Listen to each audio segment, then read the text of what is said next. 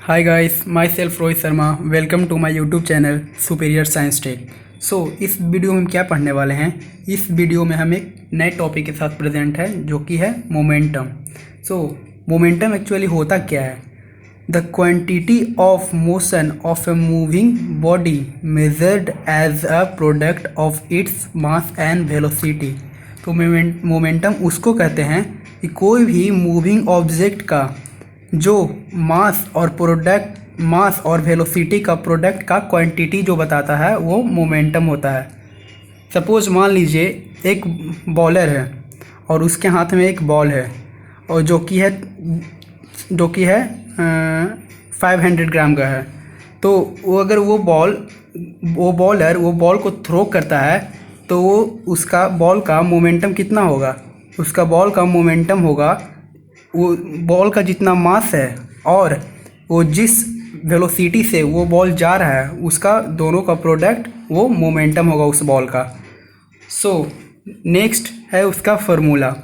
तो momentum equal to होता है mass into velocity, that is P equal to m into v. Momentum को हम P से डिनोट करते हैं, मास को m से और वेलोसिटी को v से। ये इसका है मोमेंटम का फार्मूला। अब देखिए relation between momentum and mass. Momentum और मास के बीच में रिलेशन क्या है। तो जैसे में देखिए यहाँ पे लिखा हुआ है P is directly proportional to m। तो momentum is directly proportional to m mass. तो अगर कोई भी ऑब्जेक्ट का मास ज़्यादा रहे तो उसका मोमेंटम भी ज़्यादा ही होता है। जैसे में इन केस ऑफ एलिफेंट देख लीजिए, उसका वो तो चलता है तो स्लो, उसका वेलोसिटी तो कम है लेकिन उसका मास है वो 2000 kg का होता है। तो अगर मास उसका 2000 kg का है तो उसका मोमेंटम भी उसमें ज़्यादा होगा। अगर आप चल रहे हैं और अगर किसी हाथी से आप टकरा जाते हैं तो आपका लॉस होगा कि हाथी का लॉस होगा। ऑब्वियसली कि आपको ही लॉस होगा क्योंकि आपको चोट लगेगी। वैसे ही देखिए कोई भी ऑब्जेक्ट को मास अगर ज़्यादा रहता है तो मोमेंटम भी उसका ज़्यादा ही होता है। नेक्स्ट होता है relation between momentum and velocity. Momentum is directly proportional to velocity. मतलब किसी भी ऑब्जेक्ट का अगर वेलोसिटी ज़्यादा हो तो वो उसका मोमेंटम भी ज़्यादा ही होता है। जैसे में एक बुलेट गन की बात करते हैं, तो अगर हम गन से कोई भी बुलेट को शॉट करते हैं तो गन का मास तो बहुत कम होता है लेकिन वो इतना रफ्तार से आता है कि वो हमें अगर लगी तो हमें जान भी जा सकती है हमें।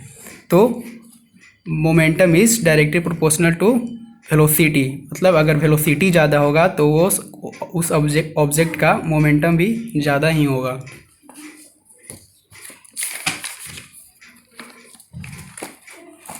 नेक्स्ट है ऐसा यूनिट ऑफ मोमेंटम। तो मोमेंटम इक्वल टू होता है मास इनटू वेलोसिटी, जो कि मैं पहले बता चुका हूँ। P equal to m into v. तो मास का ऐसा यूनिट क्या होता है kg और वेलोसिटी का मीटर पर सेकेंड। तो इसका मोमेंटम का ऐसा यूनिट हो गया kg मीटर पर सेकेंड। और इसको ऐसे भी लिख सकते हैं kg इंटू मीटर s⁻⁻1, ऐसे भी इसको लिख सकते हैं। अब देखिए momentum is a vector physical quantity. जो मोमेंटम है वो वेक्टर फिजिकल क्वांटिटी है। तो वो कैसे है, क्योंकि देखिए यहाँ पे फार्मूला पे m इंटू वी है और v तो हम लोग जानते हैं कि v के साथ डायरेक्शन होता है, चेंज इन डिस्प्लेसमेंट ही कहता है उतना टाइम इंटरवल में। तो वो तो उसका तो डायरेक्शन होगा। तो उसका अगर डायरेक्शन है तो अगर स्केलर और वेक्टर, ये मास स्केलर है और वेलोसिटी वेक्टर है, तो अगर स्केलर और वेक्टर का प्रोडक्ट होता है, आप 11 में पढ़िएगा, तो वो वेक्टर ही देता है। तो momentum is a vector physical quantity. Thank you.